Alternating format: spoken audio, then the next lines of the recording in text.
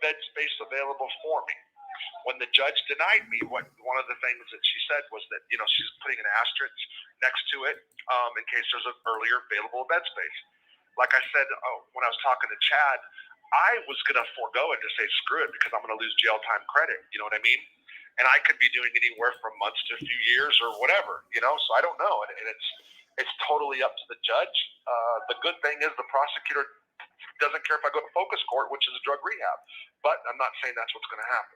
Anyway, so your mercy's you're at the mercy of the judge at this point. 1,000%. As a matter of fact, the prosecutor's exact words to me and my attorney was, "This is the judge, and I'm not going to name him right now, even though I have in the past. This is Judge so-and-so's baby. You had life without parole or possibility of release. He gave you compassionate release. This is in his hands." Those were his exact words.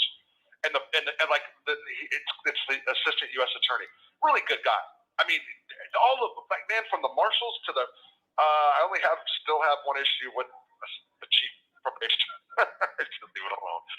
Everybody, look, nobody, my probation officer, who I like a lot and I really think highly of him, wrote a pretty hardcore report on me. I get it. I'm not mad at him. Trying to keep me in. He told my family that he wanted me to stay in. I don't blame him.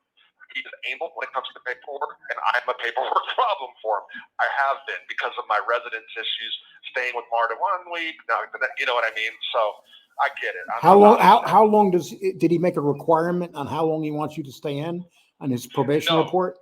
No, that's not. No. So the guidelines. So there's a statute for violations. It's federal statute, and then there's a federal guideline book. The statute is like 2 to 5 years. I mean, it's pretty brutal, right? And then you got the guidelines, which is 8 to 14 months. The judge can do whatever they want, and it's kind of rare, from what I'm understanding, for the prosecutor to say, "Hey, we don't like." I think he made a comment more that it's a sad story. He did, or one of the people did, or was it the magistrate? Somebody said this is a sad story because I'm given freedom and then I'm descending into addiction. I'm not committing new crimes. The worst thing I did that I'm sure is going to be one of the keys, the fentanyl in my body, was really a big deal. And the second one was that I left the state. There was never an intent to stay on, or it was just everything I explained is the way it happened, man. It's some whacked out thing that happened, But that, I can't be mad at the judge for being upset about that, I have been upset about my friends going back to prison that I know. All these guys that I did time with, they're all going back for dirty urines. But it's like 8, 7, it's a bunch of them, but it's all the same shit. But I guess in the judges or in the government's defense, it's like they only have so much tools they can use, It's not up to them. It's like the lawmakers. So I'm saying that, like, people that's just doing addiction, whether it's alcohol or drugs, I don't think they should be reincarcerated in prison or jail. However, that's my opinion, and everybody has one. Rob, let me ask you a question real quick. If you went back, would you go to the same prison that you left? More than likely, it's a care level 3, and I wouldn't have an issue. Okay. There has been something brought up, yes, about the YouTube stuff, and I don't have an issue with that whatsoever. I know people are saying, "Oh, he goes back, he said this and that." Look, not a tough guy. Never have been. I will deal with my own actions. Any kind of consequence, whatever. In here, it's the opposite of what people would probably think. And I will say this. John Gotti's a very popular figure in here still. Do you think you're going to have to go into protective custody for some of the things that you've said? Absolutely not. Okay, you wouldn't. Absolutely. Okay. I'm not doing. I don't know. That's not me. And I'm not trying to be arrogant. I'm not trying to. It's not me. But, and also when you look at it, like a care level 3s are actually. Terre Haute, I wouldn't call it a soft yard by no means. It has its politics, but I can deal with that. I'll stand behind what I've said. I'll stand behind it. It's not. Yeah, sure, there's people that are mad. But I'll stand behind. I'm not a Jimmy. I shouldn't even say that. That's not even cool right now. Not at this point. Remember, kids, don't be a robber. Well, the difference between you and Jimmy right now is he's out in his car and he's free. So, Sure. No, I get that. And, yeah, so he's free. But all the lies that he told has him still a little incarcerated. yeah. It's for sure. Let me ask you another thing. So, I know you spoke. I know you spoke to Chad today, and Yes, sir. he's a straight shooter because he's been in your situation. Yes. And he's seen a lot of guys like you that have more so than not. Guys fail, they get dirty urines, and they go back. Are you worried that they might say we're going to send you back for the life sentence? Oh, I can't be. The max is 10 years. I don't. No. Okay. Look, I have a judge that is really criminal reform minded. Okay. That doesn't mean he's not angry. That doesn't mean he's not mad. That doesn't mean he might not be mad for me doing this. That doesn't mean that he's not mad for stuff that I've said on YouTube. He's human, right? So, to me, it's gonna be. Actually, I've never seen him in person, so it will be an honor in that aspect. That doesn't mean that he's not going to book me, And if he does, how can I be mad? I mean, I can say, this and this happened in my life that caused this, but at the end of the day, the guy got me out, man. I'd hope at some point, when this is all over with, I would really like to work with. I'm capable of doing good things. The problem is I've got these freaking demons on me, man, and I don't mean that in like I can't. I'm just saying I got worse. When I was in the Harbor House, Lee, these counselors all came to me. We sat down. They're like, Robert, we love you. You'd be a great counselor here. And I thought, man, if I can do a year clean, that's something I wanted to do. And I mean that. That's something I'd love to do. Not as a total future career, but it's something like that I would really like to do. And I believed, and I told them, if I can do a year, I'm coming back, and that's what I'm going to do. I didn't see 51 days. I didn't. I should have foresaw it. I should have, but I went to meetings. My wife will tell you that she'll say that she saw it because I wasn't working the program. The steps. No, you were not. I mean, you were hanging around very suspicious people. You and I used to have this conversation. I mean, people, places, and things. That's one of the major things when you're working it. Sure. So one of the things I told my PO, and this goes to when I went to original. So I got out of prison and I went to therapy, or I went to drug classes, right? I finished those courses and I stayed in therapy for me, like nothing to do with probation. I stayed in because I wanted to, right? Because I just dealing with the whole being in society stuff. I went twice a week. I liked going, right? Then I got the dirties. Then they put me in. Then they said I'm a nutcase, and they want to see what my mental health evaluation would say. By the way, people, they came back and said that I'm an addict. That's what I was diagnosed as, addiction.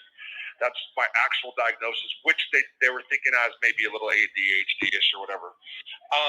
She wanted to put me on Suboxone. They wanted to put me on Suboxone, and I fought back on it. One of the issues with going to meetings, I thought, was I'm going to be around people. It's going to put me around a whole different element, and it's true. That's how I started using more. That's what really kicked off the opiate thing again, was rehab, not the Harbor House before. Then I got dirty, and then I popped dirty a few more times, or was it diluted, whatever, same thing. And then I went to the Harbor House. The biggest fear about the Harbor House was you're going to put me right back in like a super big criminal element, right? And at a time when I was gambling and losing money.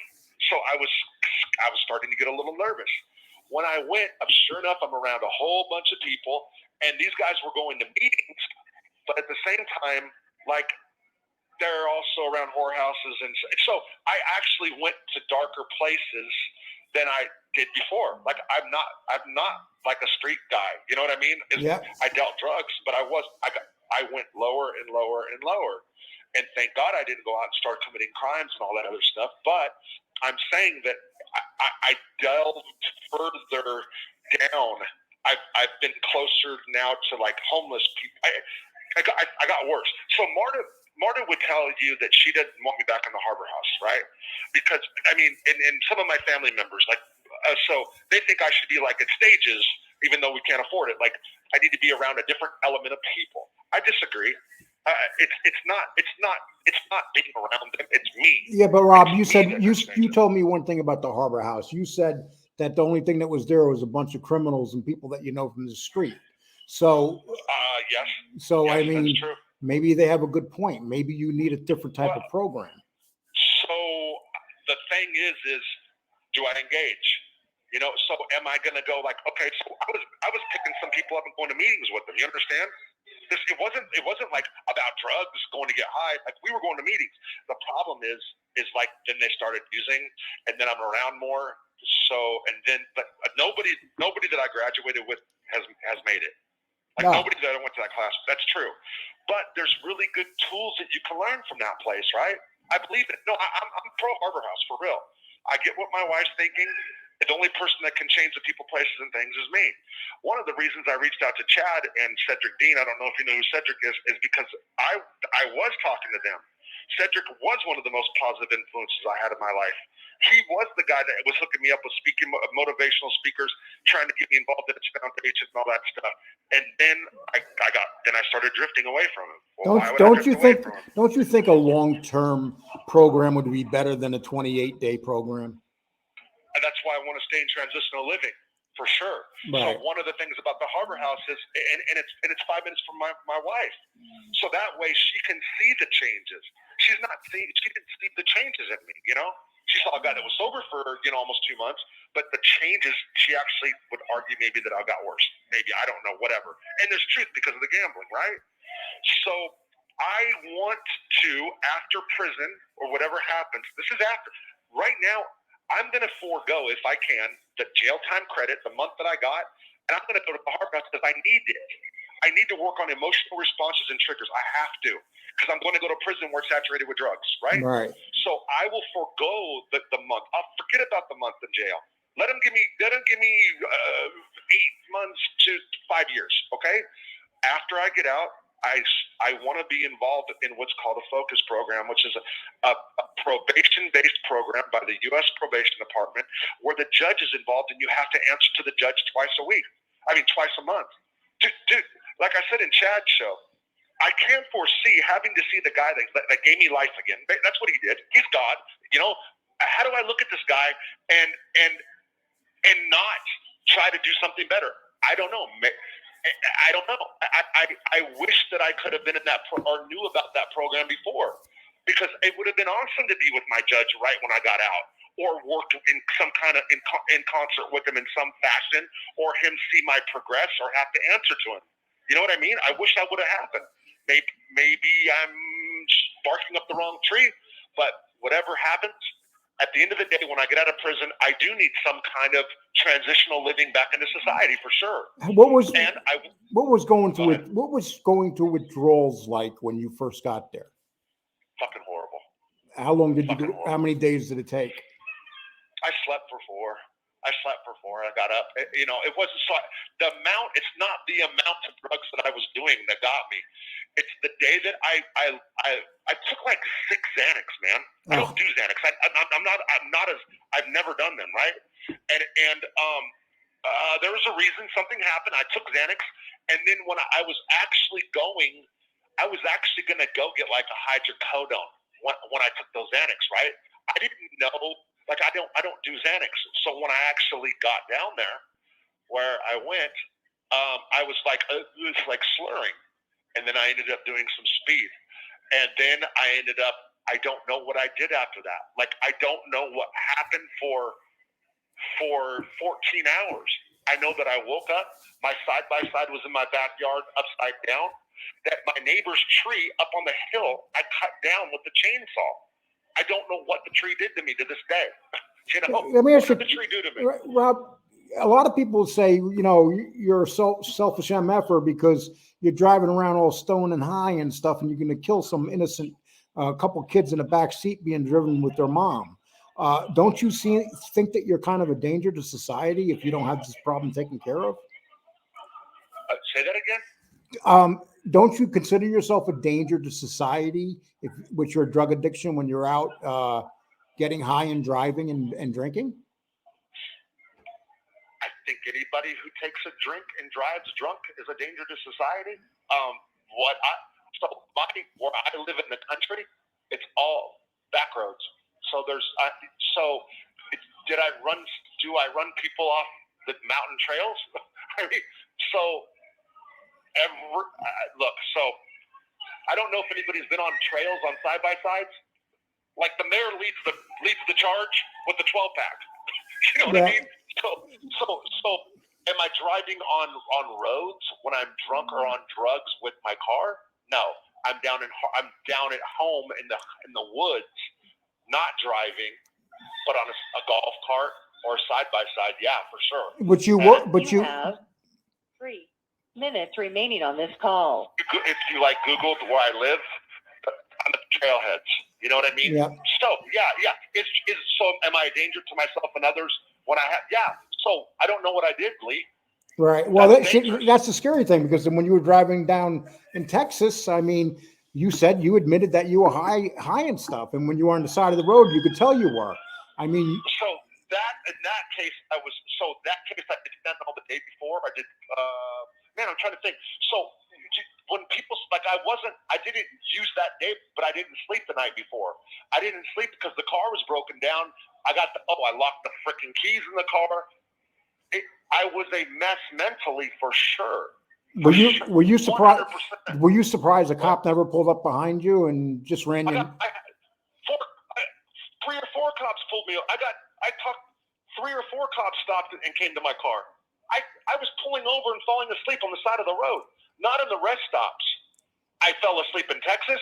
I fell asleep in New Mexico. I fell asleep in Oklahoma. I would pull over because I was like falling asleep at the wheel, which is a danger. And they wouldn't they wouldn't ask you for your license and run your name? And I told them, I would tell them, listen, here's the deal, boss. I'm on federal probation and I'm going back to turn myself in. I mean, I talked to. That's amazing. That's amazing. You're lucky you didn't wind up in a Texas prison. So wait, I'm sorry. Let me say, hold on. I don't want to make sure. Wasn't Texas, New Mexico? It was. My car was broken at the side of the road. Right. In New Mexico and in Oklahoma, 2 times. Yeah. So Oklahoma. Yeah. And one of the times I stopped at, I don't even know where it was. It was outside of Elk City. And it wasn't a rest stop, but it was the side of the road. And the cop pulled over and asked me if it was all right. And I said, man, Your call will end in 1 minute. I had to pull over and go to sleep. And what happened was I broke my back window. So it looked like whatever you want. Wow, dude. My back window was broken because I had to break in to get my keys. Well, you had a rabbit's foot in your back pocket, dude. I'll tell you right now. Yeah, no, I would tell them. Like when they pulled over, I'd say, hey, this is what's going on. You know? They're like, okay, you're good? Yeah, okay. So, I mean, they had cops checking. Like, cops looked at me, Yeah, it was never like yeah. And I talked to my PO, and told them, all of that. Man. Well, this call is going to end. Thank you for calling me, man. I got plenty of stuff. No problem. Take care. Listen, if you, I'll get your info. I'll get your info from James. Okay. Okay. You take care, my man. Bye. Okay, people, that was very interesting. That's 2 calls that he gave me tonight, and I didn't expect it. So I had to do them both. I don't even know. It's 2 20-minute calls. I'll put them out separate. Very interesting stuff, if you ask me. It's amazing that the police just let him keep going, and he was high and drunk. It's absolutely amazing. He had a total rabbit's foot in his back pocket, it seems like. But anyway, people, thank you very much. And I just wanted to play this one for you also. Take care.